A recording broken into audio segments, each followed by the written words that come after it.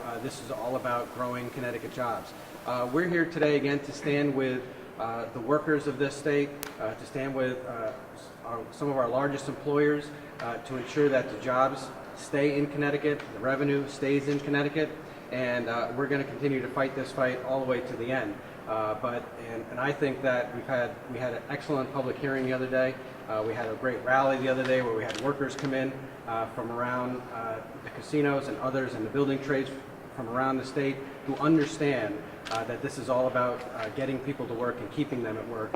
And we'll continue to press the case because this is so important. Let me just also mention one last thing, is that, and I'm sure it's something that Senator Austin will say as well.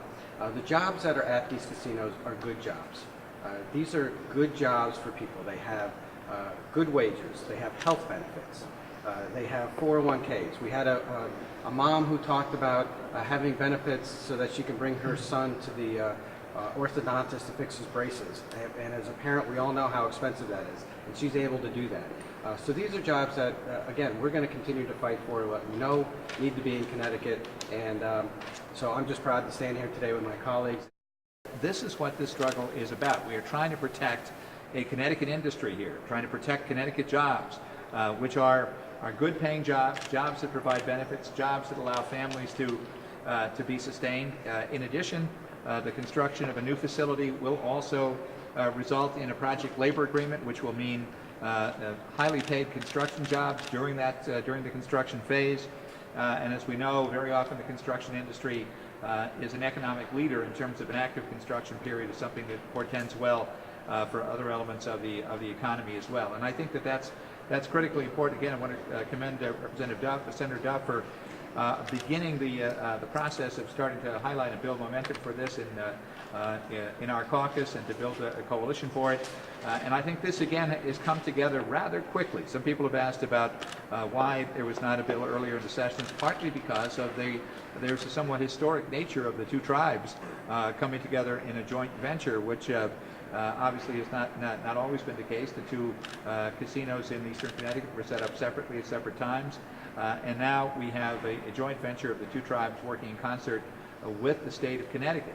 And I think that that's critically important. While the bill speaks about 3 possible locations, I think clearly we are targeting initially the first location, which is likely to be somewhere north of Hartford and south of the Massachusetts line, because that's where the immediate threat is being proposed for the Springfield MGM Grand Casino. And I'm pleased that this important milestone of a strong committee vote has been reached today. This is a logical step for us to get to the next level. This is a huge industry for us in the state of Connecticut. I said this in the hearing. I said if we did a blindfold test on whether or not any town in the state of Connecticut would turn away a 100,000 or 300,000 square foot brand new or renovated development that was going to be paying taxes, that had a 20-year history in the state of Connecticut, was environmentally friendly, and was going to add 1,500 jobs, would not any town in the state of Connecticut be looking to have an interest in talking to those folks? That aside, this is the largest opportunity that we have in the state of Connecticut for tourism. Believe it or not, we are revolutionary and we are a destination for that. We heard from different concerns from the lotteries and from the OTBs. I think that they all do feed off of each other. People come to the state of Connecticut for a lot of different reasons, primarily for tourism, and that they don't only just go to the casino, but they share our shoreline and all the other activities that we do in the state of Connecticut. We ought to be proud of that. These guys are the bellwether. They're the largest casino operation in the world. We have this in Connecticut. And I think we have to do everything we can to support their efforts to do this. The bill, as I've said before, has 3 highlighted measures. One is for problem gambling. I said this in the committee meeting today, that was actually the first thing we talked about with the joint venture, this new enterprise. And they've been stalwarts in this. This is their business. We didn't bring in the package stores. We didn't bring in the sugar people. We didn't bring in the cigarette people and say what are they doing for their addictions. And I take that very, very seriously, frankly. I listen to some very significant testimony. It's hard for me sometimes to stand up in front of this microphone. I've been in politics for 17 years, but to have somebody who has an addiction that drags themselves out of their homes and come up and testifies. And I think I speak for all of our representatives and senators here that this isn't just money to problem gambling. This is a concern that we all share. We're not just giving them money. We want to do something to help those people out, and that's one of the primary framework pieces that we've discussed. The second is the host town benefit, and frankly, we have 3 potential sites in Connecticut, and that is, in my estimation, for the market. We've talked about this site potentially north of Hartford on the 91 corridor. Well, suppose some of those host communities don't want it. There has to be a public hearing. It's not going to get dropped into someone's community that they don't want to have it. It has to be fair. It has to be reasonable, and I think we're dealing with reasonable people.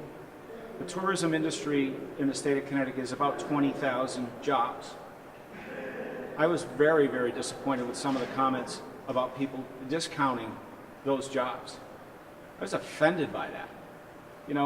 There's still a lot of people out of work. Because what this will do for Eastern Connecticut, there are 130 towns that have workers that drive to the casinos to work. 130 out of 169 towns have people who work at the casinos. And if we expand to 3 other sites or 2 other sites or 1 other site, those people who are traveling all the way down to Eastern Connecticut, I'd hope they moved down there, quite frankly, also. But if they wanted to live in their own home communities, they would have a lesser mileage to drive. And I think that that's important, and it would open up more jobs in Eastern Connecticut. This is a job protection mechanism. It is nothing more. If we started building today, which would not happen, but if we started building today, we could not increase the revenue to the state of Connecticut during the next budget cycle. This is about jobs. Every day, all week, this is only about jobs for me. We would do this and have done it for Pratt. We've worked really hard to stop BRAC from happening here in this state so that we could keep the sub-base. We have worked enormously hard to increase the number of manufacturing jobs in Eastern Connecticut at Electric Boat. We've done that by increasing our aid to our technical schools and our community colleges, to ask our congressmen and women to fight for good contracts at Electric Boat. We search for manufacturing jobs throughout this state and have worked with the Small Business Express for small businesses. This is one more job endeavor to protect jobs, and in particular, I fight each day with the help of these people here for jobs in Eastern Connecticut, and that's what this is about for me, jobs. Thank you.